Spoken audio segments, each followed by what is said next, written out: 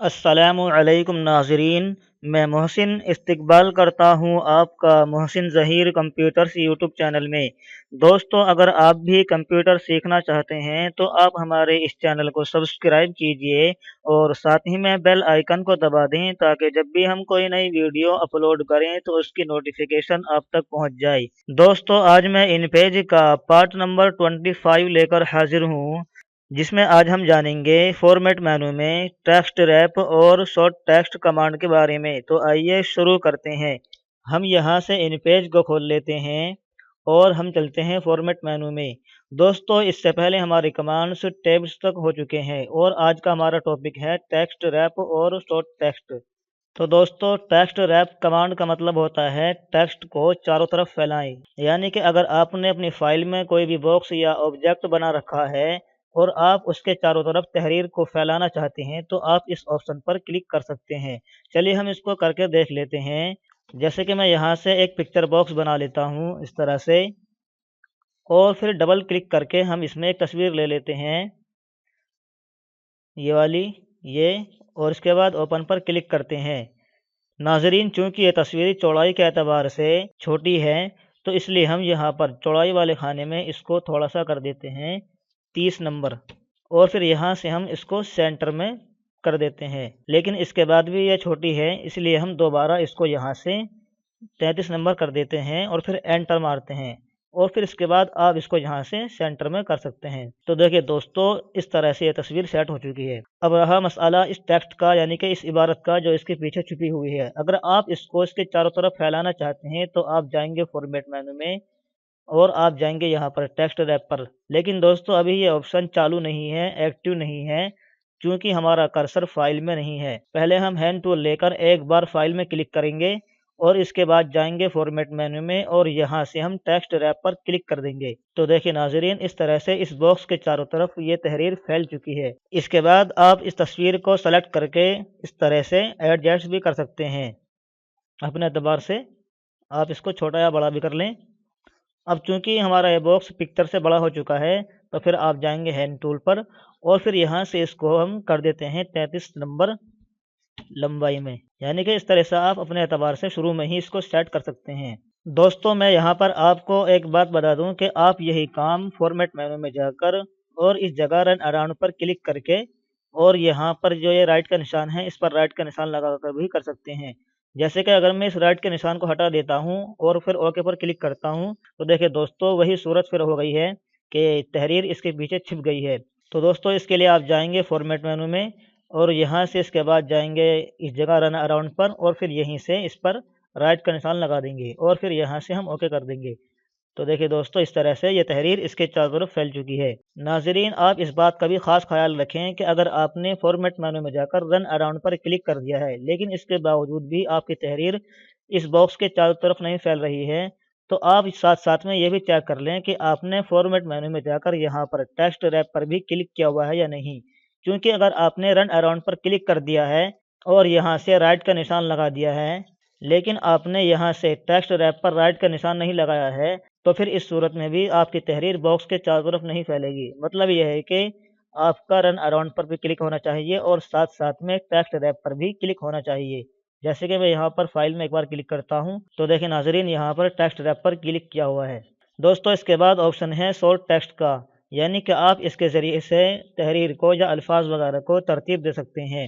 مثلا اگر آپ الف سے شروع ہونے والے الفاظ کو شروع میں رکھنا چاہتے ہیں اور با سے شروع ہونے والے الفاظ کو اس کے بعد میں اور اسی طرح سے تا سے شروع ہونے والے الفاظ کو اس کے بعد میں، یعنی کہ حروف تہجی کے اعتبار سے رکھنا چاہتے ہیں تو آپ اس آپشن پر کلک کر سکتے ہیں۔ دوستو، اب ہم اس کو کر کے دیکھ لیتے ہیں۔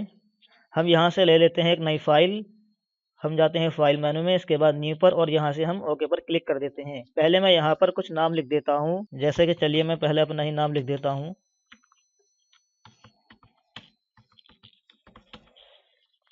اس کے بعد ہم لکھتے ہیں سہیل مظفر نگری۔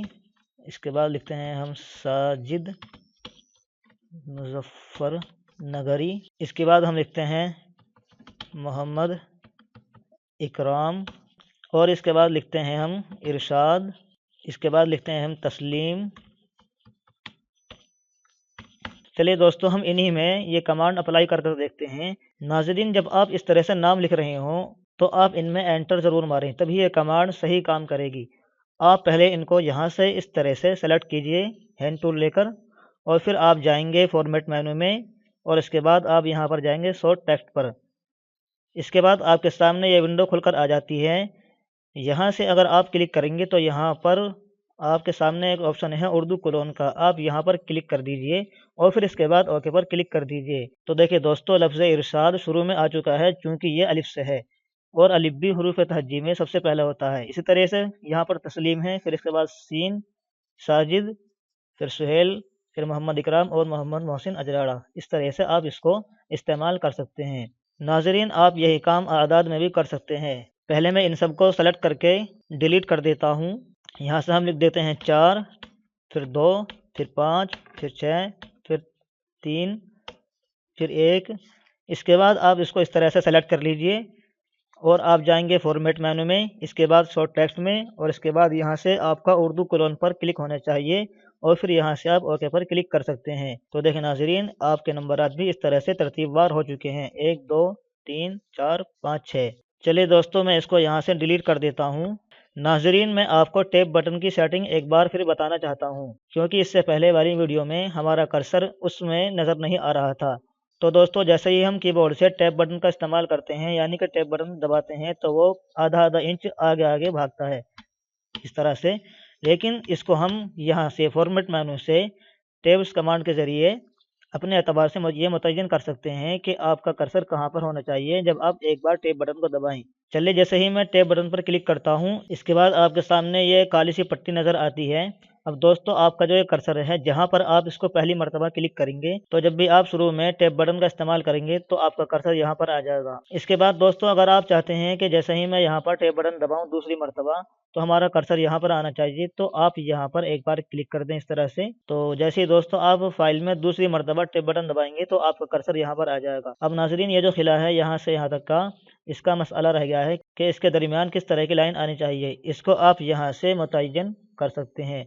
जैसे कि मैं यहाँ पर इस एरो से क्लिक करता हूँ तो यहाँ से ये लाइनें दी गई हैं।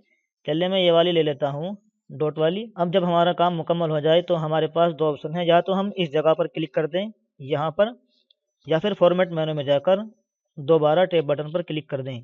चलिए मैं यहाँ पर क्लिक कर देता हूँ और जैसे ही मैं कीबोर्ड में मौजूद टैब बटन दबाता हूँ तो देखिए नाज़रीन हमारा कर्सर यहाँ पर आ चुका है। अब मैं यहाँ से फ़ॉन्ट साइज़ थोड़ा बड़ा कर लेता हूँ, 24 कर लेता हूँ, और यहाँ से हम लिखते हैं नाम किताब।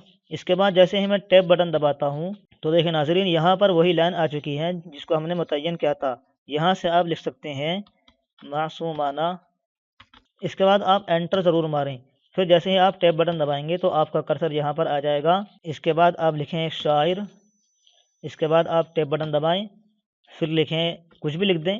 मैं लिखता हूँ तालिब कैश अजराड़वी। इसके बाद आप एंटर मारें, फिर टैब बटन दबाएं तो आपका कर्सर यहाँ पर आ जाता है। और यहाँ पर जैसे कि मैं लिखता हूँ, फिर मैं टैब बटन दबाता हूँ और यहाँ से मैं लिखता हूँ। इसके बाद आप एंटर मारें और फिर टैब बटन दबाएं। यहाँ पर हम ये लिख देते हैं। इसके बाद मैं टैब बटन दबाता हूँ और यहाँ से मैं कर देता हूँ, चलिए 32 कर देते हैं, 32 सफ़ात हैं इस किताब में। यानी कि आप इस तरह से टैब बटन की सेटिंग कर सकते हैं। दोस्तों मैंने इसे आपको मुकर्रर बताया है क्योंकि इससे पहली वीडियो में हमारा कर्सर नज़र नहीं आ रहा था। नाज़रीन इसी तरह से आप हमारी वीडियो को देखते रहिए और साथ साथ में शेयर भी करते रहिए। तो नाज़रीन आज के लिए इतना ही। खुदा हाफिज़।